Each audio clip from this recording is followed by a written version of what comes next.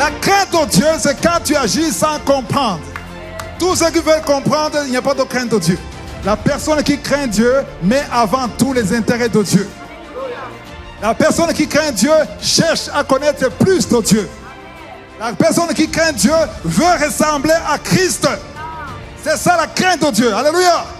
Quand tu crains Dieu, n'aie pas peur. Parce qu'il y a un ange qui campe. Pas parce que tu es beau ou belle, mais parce que tu crains Dieu. Alléluia. Il voit le danger avant que tu atteignes le danger. Alléluia. Tous les genoux doivent fléchir. Les genoux des maladies fléchissent. Les genoux du cancer fléchissent. Les genoux du sida fléchissent. Les genoux de la fornication fléchissent. Les genoux de la pornographie fléchissent. Tout genou fléchit devant Jésus. Parce que c'est le roi des rois, le Seigneur des seigneurs. Pasteur, tu peux lire au psaume 111, verset 10. La crainte de l'Éternel est le commencement de la sagesse. Tous ceux qui l'observent ont une raison saine. Sa gloire subsiste à jamais. Wow. Quel est le commencement de la sagesse? Où est-ce que la sagesse commence? Alléluia. La crainte de l'Éternel. Il y a beaucoup de gens qui n'aiment pas entendre ça. Il y a même certaines versions, comme la version en Kirundi, on dit obéir Dieu. Mais si on ne parle pas d'obéir Dieu, on parle de craindre. Amen. C'est ça le titre, la crainte de Dieu. Alléluia. Amen. La crainte de Dieu, c'est ça le titre d'aujourd'hui. Crainte de Dieu ne veut pas dire avoir peur de Dieu. Alléluia. C'est pas avoir peur que Dieu va te frapper, mais c'est la crainte dans le sens de l'obéissance, de la façon dont tu vois Dieu. Comment est-ce que tu vois Dieu? Amen. On dit que c'est au verset 10, c'est le commencement de quoi? De la sagesse. Il y a un autre verset, Proverbe chapitre 1, verset 7. La crainte de l'Éternel est le commencement de la science. Les insensés méprisent la sagesse et l'instruction. En fait, le commencement de la science, le commencement de l'intelligence, le commencement de la sagesse, c'est la crainte de Dieu. Alléluia. Amen. Tu connais des scientifiques, des gens très intelligents. L'homme le plus intelligent, je ne sais pas. C'est qui l'homme le plus intelligent? C'est qui? Einstein. Einstein, s'il n'avait pas la crainte de Dieu, il n'était pas intelligent. Il était intelligent aux yeux du monde, mais si tu n'as pas la crainte de Dieu, tu n'as rien. Alléluia. Amen. Tu peux écrire beaucoup de livres, mais si tu n'as pas la crainte de Dieu, tu n'as rien. Amen.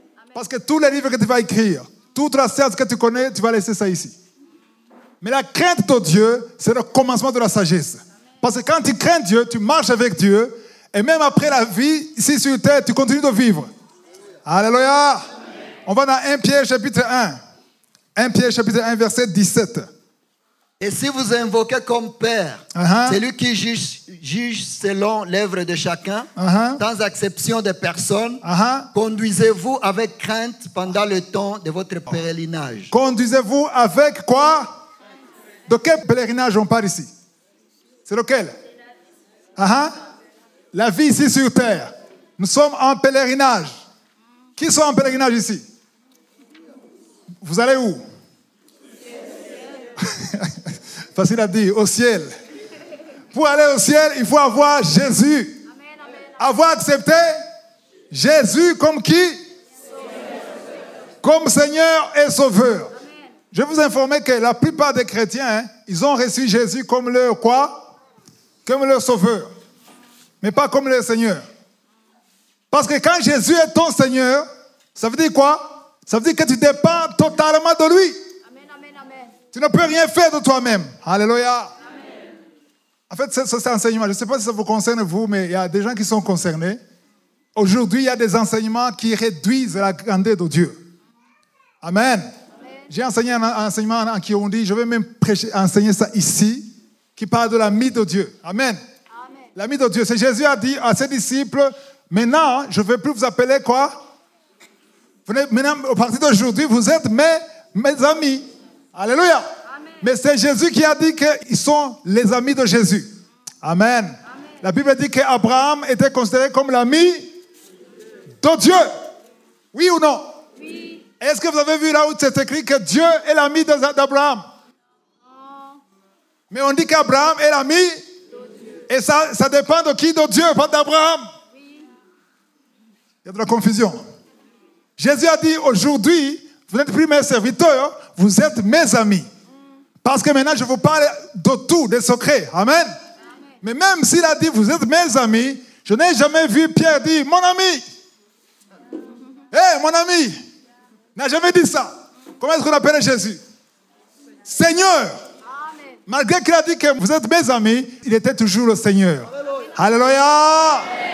Je vais enseigner ça ici. L'ami de Dieu. Amen.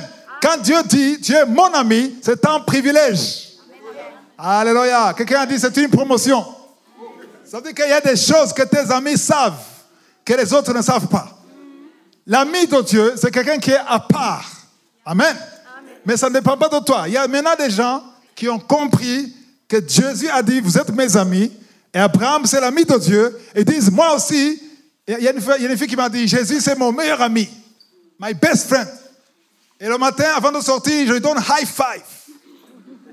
Il y a une sorte de familiarité. En fait, on considère quoi?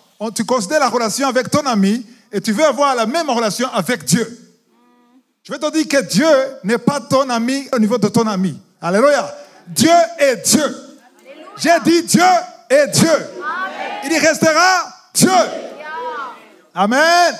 C'est pourquoi il faut le craindre. Alléluia. Les enfants de Dieu dans le Nouveau Testament, ils ne craignent pas Dieu. Si vous voyez les films de l'Ancien Testament, quand Dieu est apparu à Moïse, qu'est-ce qu'il a fait? Hein? Par terre. Alléluia. Il y a l'obéissance totale. Amen. Quand tu crois que Dieu est ton Seigneur, tu dépends totalement de lui. Tu ne peux rien faire sans lui. Amen. Alléluia. Amen. En d'autres mots, quand tu te lamentes, c'est un signe de manque de crainte. Quand tu dis Seigneur, non, tu me déçois, vraiment. Manque de crainte. Tu parles à Dieu comme si tu parlais à ton condisciple ou ton ami. Amen. Ou ton partenaire. Mais Dieu est Dieu. Alléluia. Amen. On dit que l'ami de Dieu, Abraham c'était l'ami de Dieu, c'est ce qu'on dit. Mais quand Dieu a dit à Abraham, je veux que tu tues ton fils. Qu'est-ce qu'Abraham a dit? Quand même, mon ami, on ne peut pas faire ça. Il a obéi sans comprendre. Alléluia. La crainte de Dieu, c'est quand tu agis sans comprendre. Tous ceux qui veulent comprendre, il n'y a pas de crainte de Dieu. Ah là là, ça chauffe. Hein? C'est très fort aujourd'hui. Alléluia. Je vais vous montrer les 5 avantages. Alléluia. De la crainte de Dieu. Maintenant, on dit que pendant le temps de notre pèlerinage, si vous invoquez comme Père, c'est lui qui juge selon l'œuvre de chacun, sans exception de personne, conduisez-vous avec crainte. Alléluia. Amen. Le verset, on va dans Philippiens chapitre 2, verset 12. Ainsi, mes bien-aimés, comme vous avez toujours obéi, travaillez à votre salut avec crainte. Attends, on dit que vous avez toujours obéi. Alléluia. Maintenant, il faut travailler. Travaillez à votre salut avec crainte et tremblement. Attends. Le salut, qui ont le salut ici? Qui ont reçu Jésus dans leur vie? Tu as accepté Jésus, tu as confessé. Alléluia. Donc, tu es sauvé. Amen. Amen. Aujourd'hui, les enfants de Dieu disent, non, on a déjà eu le salut, c'est fini. C'est à vie, c'est acquis. Hein? C'est irréversible. Amen. C'est ce qu'ils disent. Mais si on dit, vous avez toujours obéi, parce que tu ne peux pas être sauvé sans obéir. Amen. Mais vous avez obéi, maintenant il faut travailler à votre salut. Oh! J'étais surpris quand j'ai vu ça. Comment est-ce que je peux travailler à mon salut? Le salut, je l'ai, mais je dois travailler. Alléluia. Autrement dit, je dois entretenir le salut que j'ai reçu gratuitement. Oui, c'est gratuit, parce qu'on n'a rien payé, mais ce n'est pas aussi gratuit que ça. Parce que le salut, c'est gratuit pour nous. Mais il y a quelqu'un qui a payé un prix. Et c'est Jésus. Il a donné son sang pour que tu sois sauvé. Maintenant, tu es sauvé, tu es un enfant de Dieu, mais la parole de Dieu te demande de travailler. Amen. Dis travailler. Waouh. Travailler à votre salut, avec quoi? Avec paresse. Non. Avec quoi? Avec crainte. Les enfants de Dieu aujourd'hui n'ont pas de crainte de Dieu. Voilà pourquoi aujourd'hui je vais être un peu sévère. Alléluia. Et ce n'est pas moi, c'est l'Esprit de Dieu qui est sévère. Il faut qu'il y ait la crainte de Dieu au milieu des enfants de Dieu. Avec crainte et quoi? Waouh! Nous sommes dans le Nouveau Testament ici. Hein? Ce n'est pas l'époque d'Abraham, ce n'est pas l'époque de Moïse, mais on demande d'avoir la crainte et tremblement, non seulement en ma présence, moi, Paul, parce qu'il y a des enfants de Dieu qui craignent Dieu devant le pasteur. Quand l'homme de Dieu est là, il tremble. Mais quand il est dans la chambre, waouh, tu ne peux pas t'imaginer ce qu'il regarde dans le téléphone. Parce qu'il n'y a pas de crainte. Tu te dis, mon frère ne me voit pas, mon pasteur ne me voit pas, pouf, pornographie. Il n'y a pas de crainte. Parce que ton pasteur ne te voit pas, ton ami ne te voit pas, mais Dieu te voit. C'est pour ça qu'il faut crainte et tremblement, non seulement en ma présence, mais bien plus encore maintenant que je suis absent. Waouh! C'est très profond. Alléluia. Tu verras la crainte de Dieu. Tu peux dire si quelqu'un craint Dieu ou pas. Tu peux le voir par son comportement, par le langage, par l'habillement. Tout ce qui est fait, tu dis, cette personne craint Dieu. Alléluia. La personne qui craint Dieu met avant tout les intérêts de Dieu. Alléluia. La personne qui craint Dieu cherche à connaître plus de Dieu. Amen. La personne qui craint Dieu veut ressembler à Christ. C'est ça la crainte de Dieu. Alléluia. Amen. On va dans Psaume 33. J'espère que vous écrivez ces versets. Psaume 33, verset 8. Que toute la terre craigne l'Éternel. Que toute la terre craigne l'Éternel. Que tous les habitants du monde tremblent devant lui. Trembler devant Dieu, ce n'est pas mauvais. Amen. Ne tremble pas devant le diable. Alléluia. Amen. Mais trembler devant Dieu, c'est dans le sens de craindre. Alléluia. Il est Dieu. Il fait ce qu'il veut. Il est Adonai. Tu ne vas jamais tout comprendre de Dieu. Alléluia. Alléluia. Amen. Verset 9. Car il dit. Alléluia. Il dit. Car il dit et la chose arrive. Wow. Il ordonne et elle existe. Dieu dit et la chose arrive. Un de mes versets préférés dans la Bible. Alléluia. J'aime beaucoup ce verset. Psaume 33, verset 9. Il dit et la chose arrive. Il ordonne et elle existe. Amen. Comment est-ce que Dieu a créé le soleil? Qu'il y ait le soleil. Qu'il y ait les étoiles. La lune, pas. Alléluia. Waouh, il a créé un homme de la poussière. Parce qu'il a voulu créer de la poussière. Mais s'il voulait créer Adam en disant Adam, automatiquement il y avait Adam. Alléluia. Il dit et la chose arrive. Ça édifie la foi. Alléluia. Mais aujourd'hui, tu vas voir ça. La plupart des enfants de Dieu craignent plus le diable que Dieu. Ils craignent les démons. Ils craignent les sorciers. Attention! Hein? Il y a des fétiches, il y a des démons. Oui, c'est vrai, oui. Mais il y a plus que lui. Il y a plus fort que lui. Celui qui est en toi est plus fort que celui qui est dans le monde. Pourquoi est-ce que tu crains Satan? Il y a des signes qui montrent quelqu'un qui craint Satan. Parce qu'il parle de Satan tout le temps. Hein? Il trébuche, c'est le diable. Il est en retard, c'est le diable. Il y a la pluie, c'est le diable. Tu vois le diable partout. Moi, quand je suis sauvé, c'était en 93. Et après, j'ai commencé à lire beaucoup de livres. Et parmi les livres, il y a des livres qui parlaient de Satan. Qui a lu ces livres? Il est venu libérer. Tu as lu ça? Quand j'ai lu ce livre, quand j'ai terminé ce livre, je ne dormais pas la nuit. Hein? Je vois un cafard, attention au nom de Jésus. Je vois les ça c'est la sorcière. Partout, il y a un ami à l'époque, pour dormir, il mettait la Bible sous l'oreiller. Parce qu'il voyait le diable partout. En ce moment, on se demandait, où est Dieu dans tout ça? Finalement, c'est le diable qui est le maître des temps. Non, c'est pas vrai. Le maître des temps et des circonstances, c'est celui qui dit et la chose arrive. Il ordonne et la chose existe. Je ne nie pas les démons. Les démons existent. Vous entendez ça les samedis ou les témoignages. Les démons parlent. Et souvent, maintenant, il y a des choses qui sont habituées à dire, maintenant, on va revenir sur Christ, on va le tuer. Mais ils ne savent pas qu'ils ne peuvent pas me tuer aussi longtemps que c'est lui qui dit. Et que la chose arrive, veut que je vive. Il faut rester dans la parole. Ils vont me demander, pourquoi est-ce que tu écoutes Kangoka? Pourquoi? Il ne faut pas avoir peur du diable. Alléluia. La Bible ne demande pas d'avoir peur du diable. La Bible nous demande de lutter, de dominer le diable. Alléluia. Mais c'est lui qui dit que la chose arrive et qui ordonne qu'elle existe. C'est celui-là qu'il faut craindre. Jésus a dit, ne craignez pas celui qui tue le corps. Alléluia. Mais craignez celui qui, après avoir, il peut tuer même l'âme. Et quand tu perds l'âme, tu vas en enfer. Mais celui qui fait te tuer avec un pistolet, peut-être si tu es sauvé, il te donne un lift pour aller avec Jésus au paradis. Mais celui qu'il faut craindre, ce n'est pas celui qui peut te tuer le corps. Il faut craindre celui qui peut tuer ton âme. Parce que le diable ne peut pas tuer ton âme. Il peut seulement tuer ton corps, peut-être. La Bible dit, l'âme qui pêche, c'est celle qui mourra. Mais si tu es sauvé, tu ne mourras pas. Même après la mort, tu vas vivre éternellement. Verset 10. L'Éternel renverse les desseins des nations. Il renverse les desseins des nations. Il anéantit les projets des peuples. Wow. Est-ce que vous comprenez ça? Est-ce que vous comprenez que l'Éternel renverse les desseins, les projets des nations? Pas seulement des hommes, des nations. Aux Nations Unies, on a planifié des choses. Il y a des armes nucléaires pour détruire la terre. Ils ont planifié ça. Alléluia. Mais à travers les enfants de Dieu, la prière des enfants de Dieu, on a les armes qui peuvent renverser.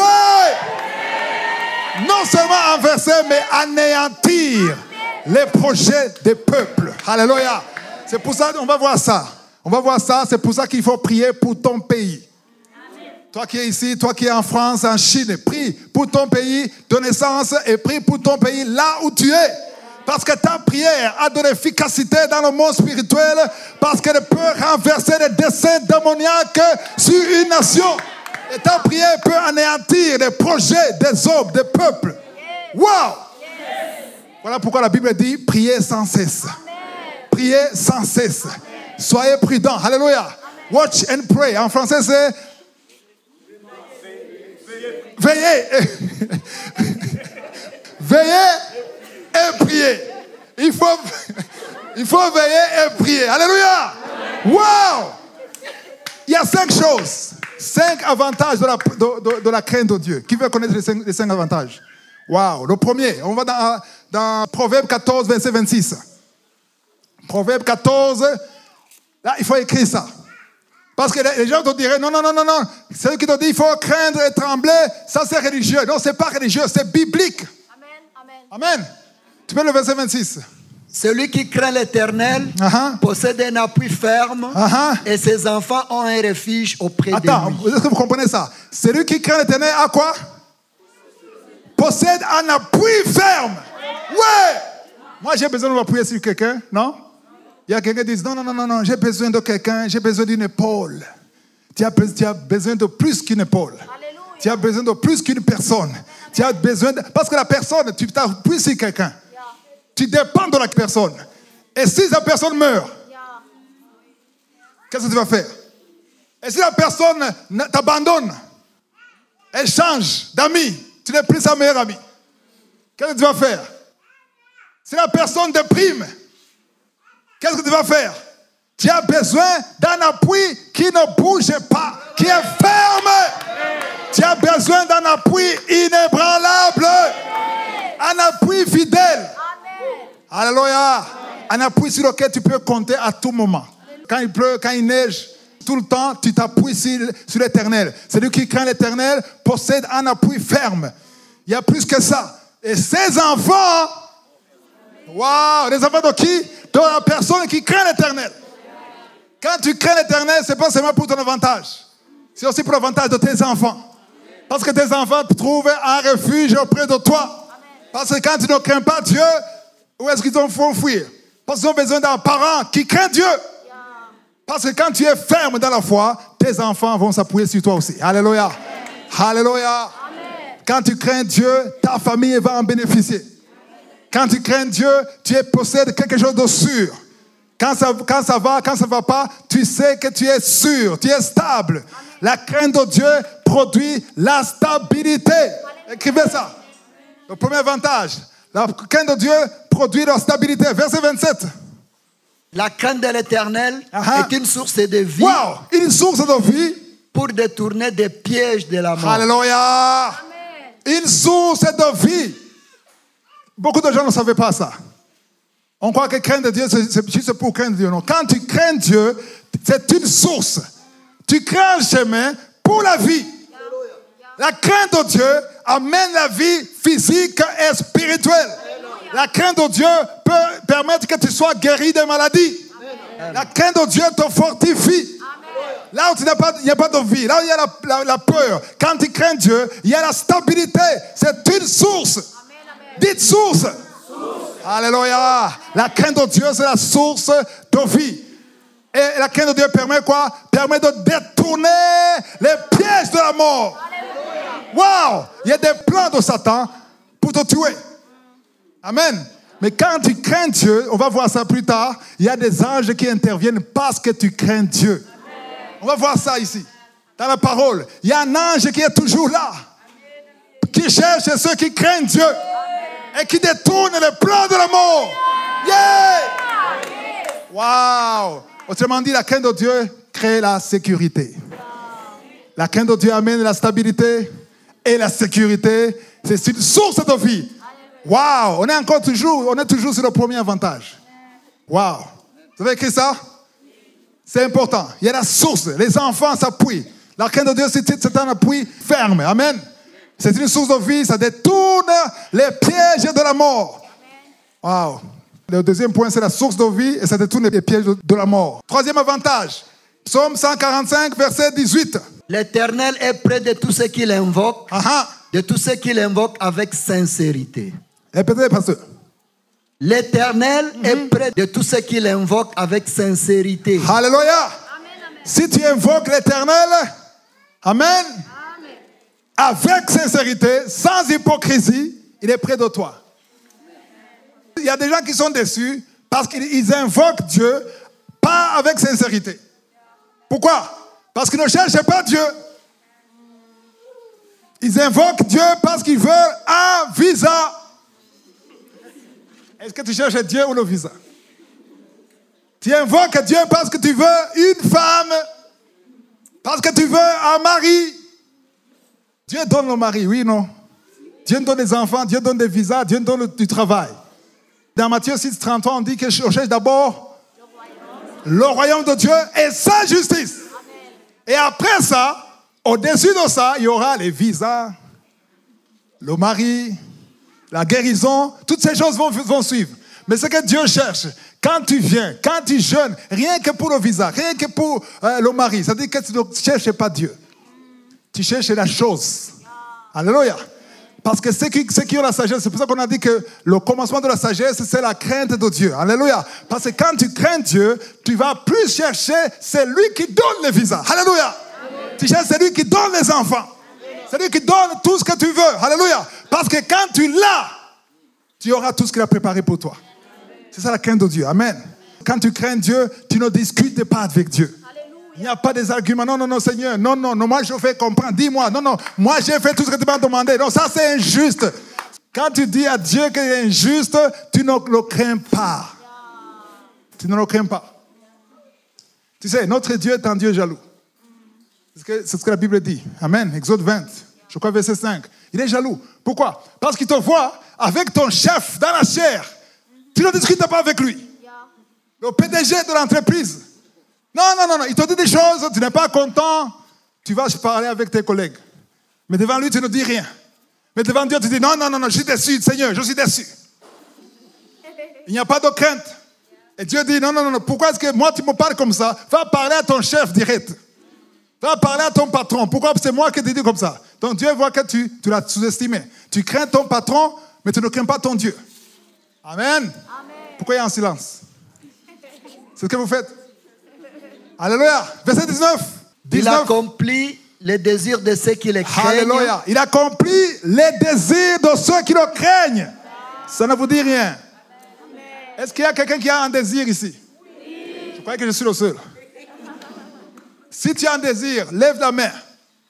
Peu importe le désir, spirituel ou physique, n'importe quel. Ok, tu as un désir. Aha. Est-ce que tu veux que Dieu accomplisse ton désir? Oui. Qu'est-ce qu'il faut pour qu'il accomplisse? Oui. Ah non, vous n'avez pas lu. Il accomplit les désirs de ceux qui le craignent. Si tu veux qu'il accomplisse tes désirs, il faut d'abord le craindre. Et il entend quoi? Et il les sauve. Il sauve qui? Nous qui? Ceux qui le craignent. Alléluia. Tu peux crier si tu ne crains pas Dieu. Parfois tu cries et tu es fatigué, tu dors. Pas parce qu'il n'a pas entendu, mais parce qu'il n'a pas écouté. Il écoute ceux qui le craignent. Et il accomplit leurs désirs. Et non seulement ça, il les sauve. Il y a beaucoup de prières qui ne sont pas exaucées parce qu'on ne craint pas Dieu. La façon dont tu pries, la façon de parler de Dieu, la façon dont tu boudes de Dieu. Les chrétiens d'aujourd'hui boudent de Dieu. D'ailleurs, je ne vais plus prier pendant une semaine. Qui va perdre? Dieu ou toi? Dieu, il a des milliards d'anges qu'il adore 24 heures sur 24. Quand j'étais jeune dans le Seigneur, je disais, aujourd'hui, je ne vais plus prier. D'ailleurs, je ne vais plus prier. Je ne sais pas ce que Dieu répondait. Il disait, non, tu peux ne pas prier, mais j'ai ces séraphins ici. Eux, ils prient. Eux, ils m'adorent tout le temps. Donc, si tu adores Dieu, c'est pour ton intérêt d'abord. Alléluia. Il entend leurs cris et les sauve. C'est le troisième avantage. Waouh. Verset, vous avez écrit ça? Les trois avantages? On va où? Dans Psaume 34, verset 8. L'ange de l'Éternel campe autour de ceux qui les craignent et il les arrache au danger. C'est que la Bible en Kirundi, je crois que c'est le verset 7. Amen. Mais en français, c'est le verset 8. Attends, est-ce que vous suivez ce que je dis? Est-ce que vous suivez ce qui est écrit? Pourquoi est-ce que vous n'êtes pas excité quand vous lisez un verset comme celui-ci? Vous voulez que je traduise dans quelle langue? On dit que l'ange de l'Éternel. Vous ne savez pas ce que ça veut dire camper. Ça veut faire le camping. Camper, c'est rôder. Il est toujours prêt. Il est là. Hey! Il est comme ça. En train de camper. Autour de qui? Un ange puissant. Il campe autour de ceux qui craignent Dieu. Pourquoi est-ce qu'il campe? Parce qu'il veut les arracher du danger. Yeah! Il y a des dangers que nous traversons parce que nous avons la foi. Il y a des dangers aujourd'hui, il y aura des dangers demain. Il y a toujours des dangers.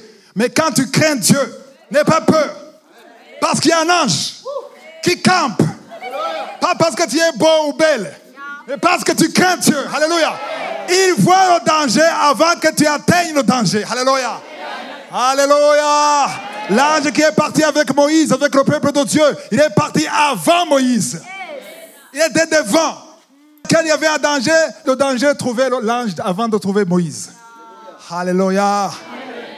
Wow. Est-ce que vous comprenez ce verset?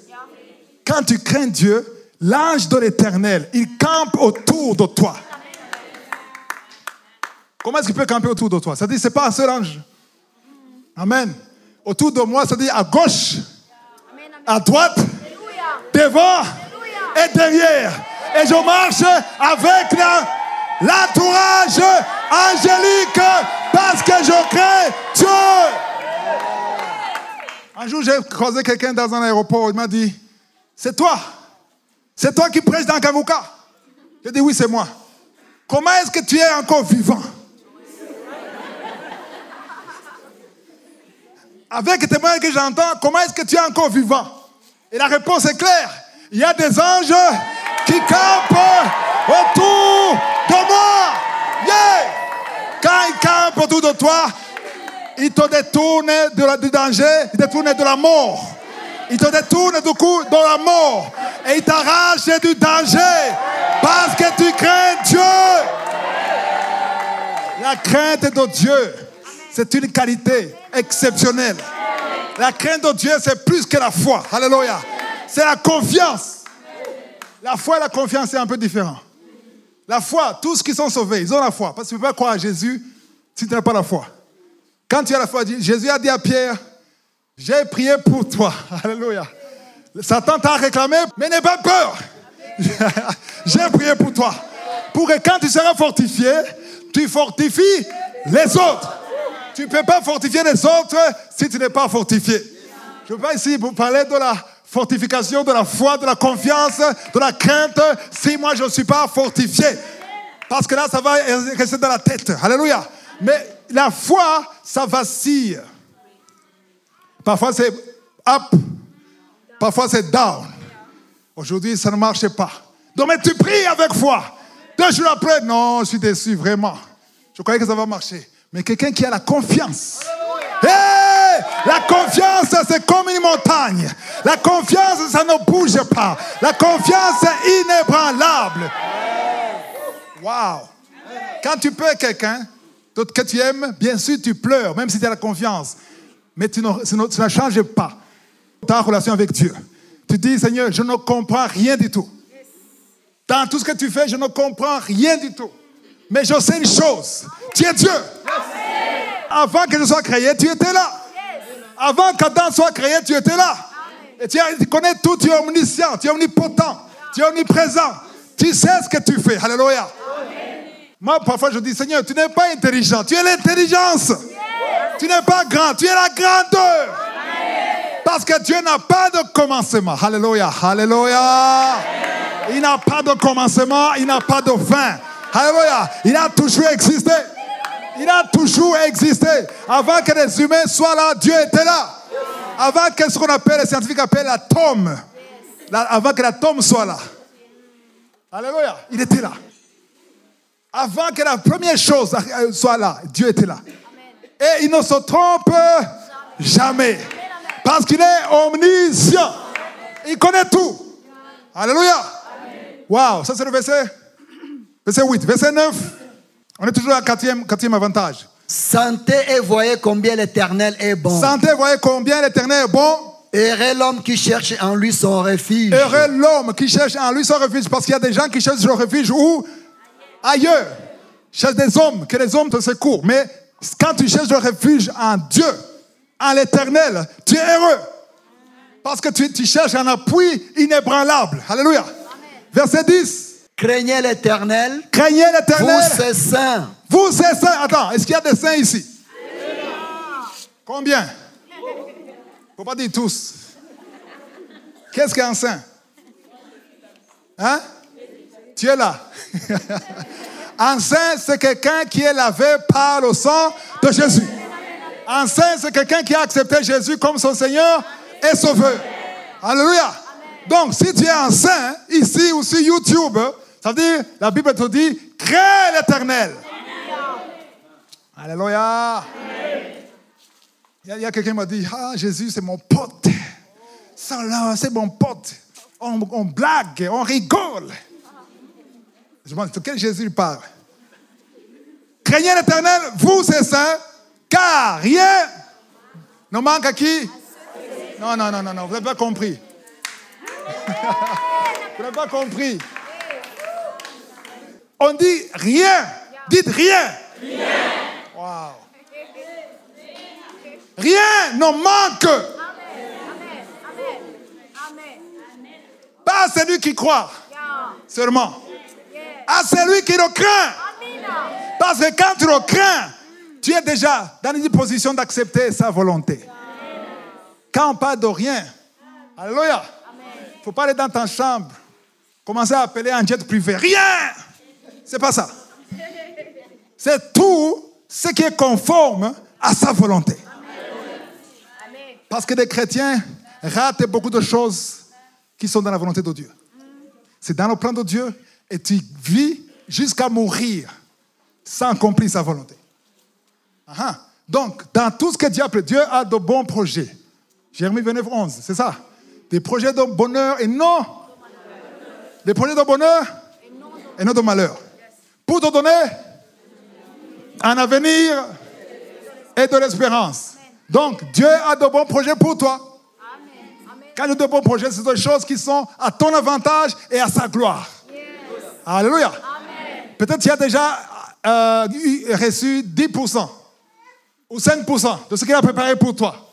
Mais si tu le crains, alléluia, la parole dit, tu auras 100%. Oh non. Je ne sais pas si vous comprenez ça. Tu auras 100% de ce que Dieu a préparé pour toi. Parce que tu le crains. Parce que celui qui craint Dieu prie tous les jours. Celui qui craint Dieu ne se lamente pas. Même quand tu te lamentes, tu te corriges. Tu rétractes. Tu dis, Seigneur, non, pardonne-moi. Ça m'a échappé. Je ne veux pas rester dans la lamentation. Et tu forces. Maintenant, je vais maintenant confesser ton nom.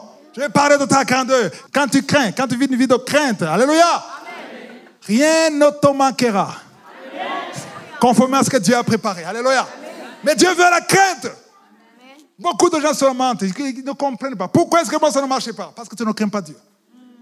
Amen. Verset 11. Les lionceaux éprouvent la disette et la faim. Mais ceux qui cherchent l'Éternel ne sont privés d'aucun bien. Non, répète ça. Les lionceaux éprouvent la disette et la faim, mais ceux qui cherchent l'Éternel ne sont privés d'aucun bien. Ça veut dire que quand tu cherches l'Éternel, dans la droiture, dans l'intégrité, il n'y aura pas de disette. Quand tu auras faim, Dieu pourvoira. Ça, c'est pas seulement que je l'ai dit, j'ai vécu ça. Je n'oublierai jamais une nuit. J'étais à Lubumbashi, au Congo. Et j'avais faim. Je n'avais pas quoi manger.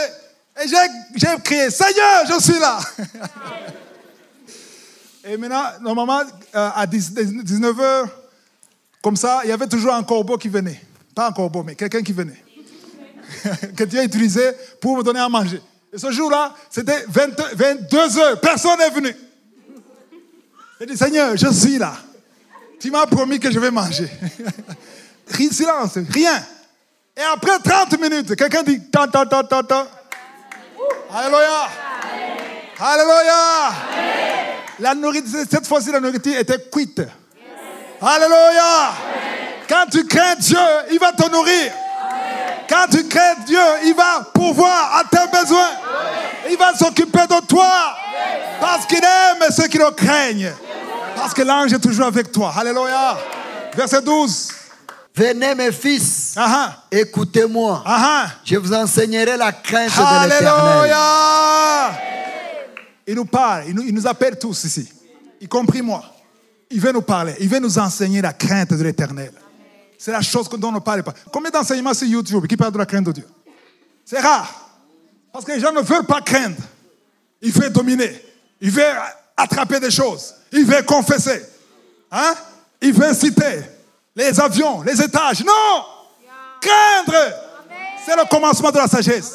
Alléluia! Wow! Donc le 4e point, la crainte de Dieu amène la protection. Le premier point, ça amène l'assurance. Alléluia. Ça donne l'assurance. Le 2e point, la crainte de Dieu amène quoi? La source, c'est la source de vie.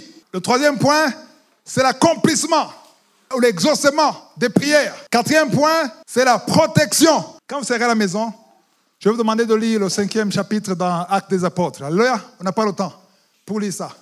Dans Actes des Apôtres, c'est le Nouveau Testament. Parce que quand on parle de crainte de Dieu, il y a des gens qui disent, mais toi, tu es encore dans l'Ancien Testament. Quelqu'un m'a dit ça. Quelqu'un m'a dit, tu es dans l'Ancien Testament. Il me disait, aujourd'hui, dans le Nouveau Testament, Dieu ne juge plus. Dieu ne frappe plus. Et quand quelqu'un me dit, Dieu ne frappe plus dans le Nouveau Testament, je demande, est-ce que Actes des Apôtres, c'est le Nouveau ou l'Ancien? C'est le Nouveau. C'est le Nouveau? Oui. Ok, quand c'est le Nouveau Testament, donc ça nous concerne. Oui. Tout ce qui est dans Actes des Apôtres, ça nous concerne. Amen. Amen. Et qu'est-ce qui s'est passé?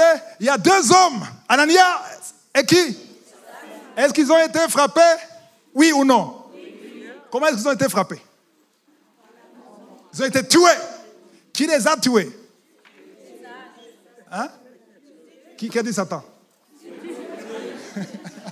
Qui a tué Ananias et Saphira? Il a tué d'abord Ananias et Saphira. Pourquoi? Parce qu'ils ont menti au Saint-Esprit. Et c'est le Nouveau Testament. Et juste après leur mort, la Bible dit, il y a une crainte parmi les peuples. Tout le monde a craint. On a dit, hey, finalement, c'est vrai, la crainte, même dans le Nouveau Testament, ça nous a suivis. La crainte est toujours là. Et après ça, vous allez lire le chapitre 5, et après ça, les disciples ont prêché comme jamais. Ils ont prêché, et on les a mis en prison. Et on a bloqué la prison, et on a mis une chaîne. Il y avait des gardiens. Alléluia. Quand vous allez lire ça, vous n'allez pas croire. Alléluia. Dieu a envoyé un ange qui campe autour de ce qui craignent Dieu. Qu'est-ce que l'ange a fait? Alléluia. Avec l'époque de Pierre, l'ange a créé quoi? Le sommeil. Mais avec le cas de chapitre 5, l'ange a ouvert la prison. La grille a été ouverte. Et il a dit, allez prêcher dans le temple. Et ils sont sortis. Ils sont allés dans le temple pour prêcher. Et on a encore fermé. Et les autorités disent, allez appeler ces voyous qui prêchent Jésus. Ils sont allés voir, ils disent, où est-ce qu'ils sont? Ils sont partis. Ils ont donné le rapport. Nous sommes allés, la prison est bien fermée. Mais il n'y a personne. Où est-ce qu'ils sont? Dans le temple pour prêcher. Et on veut le tuer maintenant. On avait décidé de le tuer. Quand on a décidé de le tuer, Dieu a utilisé quelqu'un qui s'appelle Gamaliel, qui n'était même pas sauvé. Il a dit, ces gens-là, s'ils sont de Dieu, vous aurez des problèmes. Mieux vaut ne les pas les tuer. Et Dieu a utilisé Gamaliel pour les sauver. Parce que quand tu crains Dieu, il y aura toujours quelqu'un pour intervenir à ta faveur. Alléluia. Même dans le livre de Romains, premier chapitre, on voit Dieu que le jugement de Dieu est là. Il y a des choses qui se passent dans le monde, on ne sait pas ce qui se passe, mais c'est le jugement. Parce que quand il y a un péché, il y a le jugement. Alléluia. Dans Hébreu, on dit que le Père corrige un enfant qu'il aime. Alléluia. Aujourd'hui, les enfants de Dieu ne veulent pas la correction, mais Dieu corrige. J'ai dit, Dieu corrige. Parfois, il frappe plus fort. Alléluia. Il n'y a pas d'amen. Ça va, je vais continuer quand même. Alléluia. Il y a 5e point. On va lire dans Proverbe 16, verset 6. Par la bonté et la fidélité, on expie l'iniquité. Et par la crainte de l'Éternel, on se détourne du mal. Alléluia. Répète. Par la bonté et la fidélité, on expie l'iniquité. Et par la crainte de l'Éternel, on se détourne du mal. Par la bonté et la fidélité, on expie l'iniquité. Et par la crainte de Dieu, on fait quoi? On se détourne du mal. Par la crainte de Dieu, on se répand. Amen. Voilà pourquoi il y a des gens qui se répandent, mais ne changent pas. Ils se répandent, mais ils restent dans le péché. Ils disent, j'ai accepté Jésus, mais ils restent dans la même vie. Parce qu'il faut la crainte de Dieu. Amen. Alléluia. Amen. Quand tu vis une vie souillée, quand tu es seul, tu ne crains pas Dieu. Parce que tu crains les hommes. Tu t'es regardé dans le miroir avant de venir. Tu as été bien habillé avant de venir. Mais qu'est-ce que tu fais avant d'aller dans la présence de Dieu? Amen. Je ne parle pas des choses physiques. Je parle de ton âme. Ici, il y a quelque chose qui t'a lié. Parle à Dieu. N'aie pas peur. Amen. Il faut parler à Dieu. Alléluia. Amen. Il y a des moments où je parle, je sens un silence de mort. Je me demande, est-ce que c'est moi ou c'est eux? Quand tu vois que c'est toi, quelle étape qu'il faut suivre? L'étape suivante, c'est quoi? Il faut la repentance. Amen. Quand tu es lié par quelque chose, va devant Dieu. Dis à Dieu, ça ne marche pas. J'essaie, mais ça ne marche pas. J'ai tout fait, mais ça ne marche pas. J'ai besoin de toi. Alléluia. Amen. Tu as besoin de Dieu. Amen. Donc maintenant, on parle de la bonté de Dieu. La bonté, on parle de la crainte de Dieu qui te pousse à te détourner du mal. Il y a des péchés que tu ne peux pas abandonner si tu ne crains pas Dieu. Qui sait ça? Il y a des péchés que tu ne peux pas abandonner si tu ne crains pas Dieu. Amen. Parce que, par exemple, quelqu'un qui est lié par la masturbation, tu ne peux pas abandonner la masturbation si tu ne crains pas Dieu, parce que quand tu fais la masturbation, personne ne te voit. Tu vois? Personne ne peut même t'accuser. Tu le fais parce que tu es seul. Dans ton téléphone, quand tu es seul, tu peux regarder la pornographie, personne ne te voit. Mais quand tu crains Dieu, Alléluia, la peur que tu as de tes frères et sœurs ou de ton pasteur, ça sera plus que ça.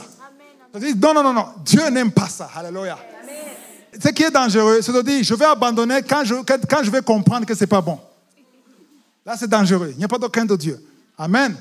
Normalement, quand tu crains Dieu, alléluia, quand tu crains Dieu, tu ne fais pas ça parce que Dieu a dit que ce n'est pas bien. Il y a un verset, je ne vais pas préparer ça dans Acte 10. Je ne sais pas si je peux lire. J'aime beaucoup l'histoire de Corneille. Acte 10, premier verset à 4. Il y avait à Césarée un homme nommé Corneille, centenier dans la cohorte dite italienne. Cet homme était pieux. On parle de quelqu'un qui n'était pas encore sauvé, mais qui était pieux. Alléluia.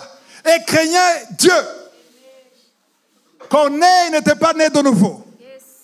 Corneille n'avait pas le Saint-Esprit en lui. Mais il craignait le Dieu des Juifs. Il était romain. Alléluia. Avec toute sa maison.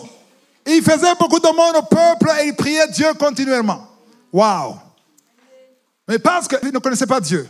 Mais il craignait Dieu. Alléluia. Mais parce qu'il craignait Dieu, ça a attiré la présence de Dieu. Oh non, vous ne comprenez pas. Quelqu'un qui n'est pas sauvé, qui craint Dieu, attire Dieu. Ici, ils n'ont pas compris. Je vais le répéter. Quelqu'un qui n'est pas sauvé, il n'a pas le Saint-Esprit, mais il craint Dieu. Ça attire Dieu. Parce que Dieu est attiré par la crainte. Quand tu le crains, tu l'attires.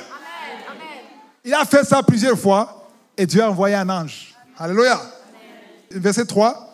Un ange de Dieu qui entra chez lui et lui dit, Corneille! On n'a pas lu qu'il y a un ange qui campe.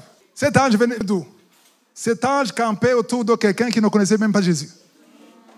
Mais puisqu'il y avait une grande crainte, non seulement pour lui et sa maison, Dieu a été touché par la crainte. Il a dit à l'ange, maintenant il ne faut pas canter, il faut entrer. Il faut qu'il te voie. Parle à lui. Et il y a un message. L'ange a dit à Corneille, va voir Pierre. Alléluia. Si vous continuez à lire, cet homme a été sauvé et toute sa maison. Corneille a été sauvé et toute sa maison. Et il a été rempli du Saint-Esprit. Pourquoi est-ce que Dieu l'a visité? Parce qu'il le craignait. Alléluia. Le verset 2, cet homme était pieux et il craignait Dieu avec toute sa maison. Il faisait beaucoup de monde au peuple et il priait Dieu continuellement.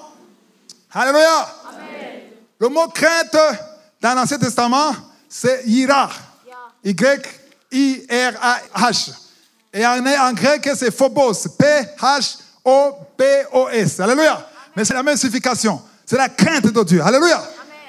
Pour terminer, on va dans Matthieu chapitre 17. Matthieu 17. Le premier verset. 6 jours après, Jésus prit avec lui Pierre, Jacques et Jean, son frère, et il les conduisit à l'écart sur une haute montagne. Ok, verset 2. Il fut transfiguré devant eux, son visage resplendit comme le soleil, et ses vêtements devinrent blancs comme la lumière. Verset 3. Et voici Moïse et Élie leur apparurent, s'entretenant avec lui. Attends, avant de le lire, verset 4. Verset 3, on dit que voici Moïse et Élie. Est-ce que Moïse et Élie étaient vivants? Non. Ils sont venus d'où? Hein? Cimetière?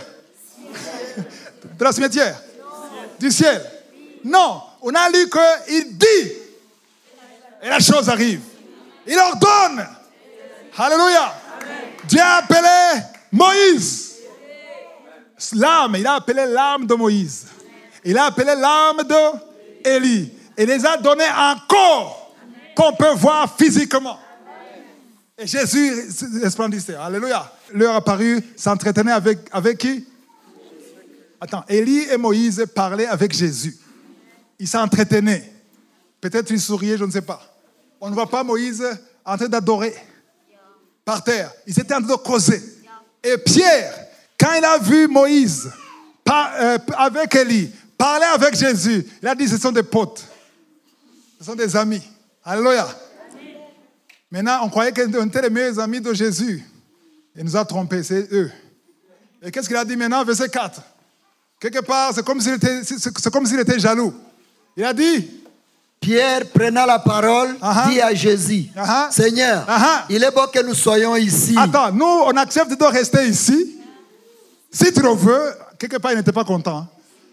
Mais moi, Pierre, je dresserai ici combien de tentes? Même dimension, même tente, même nature. Donc, une tente pour qui? Pour Moïse. Tente pour qui? Tente pour qui? Donc, en d'autres mots, ils sont égaux. Ça c'est un blasphème. Comment est-ce que tu peux dire que Jésus est à le même niveau que Moïse? Parce que la Bible dit dans Hébreux 4, verset 15, que Jésus a été tenté de toutes les tentations, mais il n'a jamais péché. Et la Bible dit que Jésus a créé tout ce que nous voyons ici. La Bible dit que tout ce que nous voyons a été créé par Jésus et pour lui. Donc tu ne peux pas être égal à Jésus. Alléluia. Il a dit, si tu le veux, je dresserai ici 3 tentes, une pour toi, une pour Moïse et une pour Élie. Et le Dieu le Père, qui est au ciel, il a été vexé. Alléluia. Verset 5, qu'est-ce qu'il a dit? Comme il parlait encore. Attends, Dieu n'a pas même attendu qu'il termine la phrase. C'était trop. Il y a quelqu'un qui peut dire des bêtises, tu n'attends même pas qu'il termine. Comment tu peux dire ça? Comme il parlait encore. Une nuée lumineuse le couvrit. Couvrit qui? Et voici, il y avait une nuée, ça veut dire quoi? Une nuée, c'est l'image de la présence de Dieu. Et voici, une voix fit entendre de la nuée ces paroles. Alléluia! Attends, Celui-ci est mon fils bien-aimé. Celui-ci est mon fils bien-aimé. Attends, en qui j'ai mis toute mon affection. Attends, écoutez-le. Tu ne peux pas être au même niveau que Jésus, non. Il y a 3 tentes. Mais il y a Élie, il y a Moïse, mais je ne le regarde pas. Celui-ci, c'est mon fils. Waouh! Pas seulement mon fils, bien-aimé. Pourquoi bien-aimé? En qui j'ai mis toute mon affection. Donc, vous devez l'écouter. Waouh! Jésus, c'est mon pote. Non, c'est ton Seigneur. C'est ton Seigneur. Parce que c'est lui qui t'a créé. Tout a été créé par lui et pour lui. La Bible dit, tout a été créé par Jésus et pour Jésus. On a appris ça. Alléluia. Donc, c'est Jésus. Quand tu le verras, le vrai Jésus, il faut t'agenouiller. Parce que la Bible dit que tout genou, alléluia, tout genou, sur la terre, sous la terre, pas seulement au ciel, mais sous la terre, dans le camp de Satan, tous les genoux doivent fléchir. Les genoux des maladies fléchissent. Les genoux du cancer fléchissent. Les genoux du sida fléchissent. Les genoux de la fornication fléchissent. Les genoux de la pornographie fléchissent. Tout genou fléchit devant Jésus. Parce que c'est le roi des rois, le Seigneur des seigneurs. Et toute langue, j'ai dit toute langue confessera que c'est le Seigneur des seigneurs. C'est le nom. Dieu lui a donné le nom qui est au-dessus de tous les noms. Alléluia. Et il est au-dessus de toute domination, toute puissance, toute autorité et tous les démons. Jésus est au-dessus. Il est assis à la droite du Père. Alléluia. Et ceux qui sont nés de nouveau et qui ont été baptisés par immersion, ils sont morts. Ils sont morts et ressuscités avec lui. Éphésiens 2, 6. Alléluia. Et ils sont assis à la droite du Père. Ils sont assis avec Jésus. Amen. Donc s'ils sont assis avec Jésus, ça dit que tu es au-dessus de toute la puissance de Satan. Alléluia. Mais ça, c'est important parce que beaucoup de gens ignoraient l'importance de la crainte de Dieu. Amen. La première chose, c'est l'assurance. La deuxième chose, c'est la source de vie. Amen. La troisième avantage, l'accomplissement ou l'exaucement des prières. La protection, parce que l'ange de l'Éternel campe autour de toi. Le cinquième avantage, c'est se détourner du mal. Alléluia. Alléluia. Quand tu n'arrives pas à te repentir, ça veut dire que tu as un problème de crainte de Dieu. Moi, j'écoute les chrétiens, parfois ce qu'ils disent. Comment ils parlent de Dieu, comment ils parlent des serviteurs de Dieu, comment ils parlent des choses de Dieu. On s'amuse. Alléluia. Amen. Quand un chrétien te dit, moi je fais ça, c'est ma volonté. C'est mon corps, les femmes seulement, surtout les filles. C'est mon corps. J'en fais ce que je veux. Depuis quand c'est ton corps? Ok, est-ce que c'est ta maison? Non. Parce que dans 1 Corinthiens 3,16, 1 Corinthiens 3,16 ou bien 1 Corinthiens 6, verset 19, la parole de Dieu dit que le corps, c'est le temple du Saint-Esprit. Et Dieu habite dans le corps. Amen. Amen. Le jour où tu vas comprendre ça, tu ne vas jamais traiter ton corps comme tu veux. Il y aura toujours des limites. Amen. Alléluia. Yes. Il y a des modes qu'il ne faut pas suivre. Amen. Je dis qu'il y a des modes qu'il ne faut pas suivre. Amen. Parce qu'un enfant de Dieu ne doit pas se conformer au siècle présent. Amen. Mais il doit savoir quelle est la volonté de Dieu. Yes. Il a besoin du renouvellement de l'intelligence. Pourquoi? Pour savoir ce qui est bon, agréable et parfait. Amen. Pour avoir le discernement, ce qui est bien et mal. Alléluia. Wow. C'est la fin de les deux enseignements. Alléluia. Amen. Alléluia.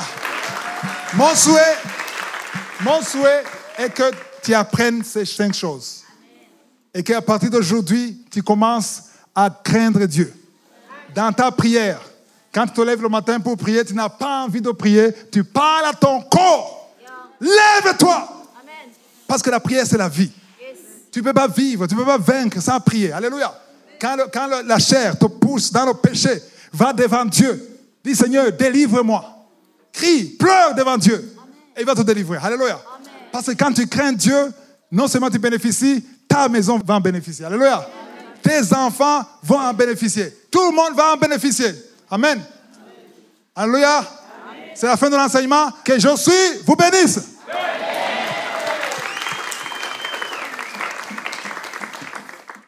Si vous voulez continuer de suivre ces enseignements sur YouTube, veuillez cliquer sur Subscribe ou s'abonner et sur la cloche à droite afin d'être averti à chaque fois que nous postons une nouvelle vidéo. Pour plus d'informations concernant Kangoka, veuillez visiter notre site www.kangoka.com. Que je suis vous bénisse.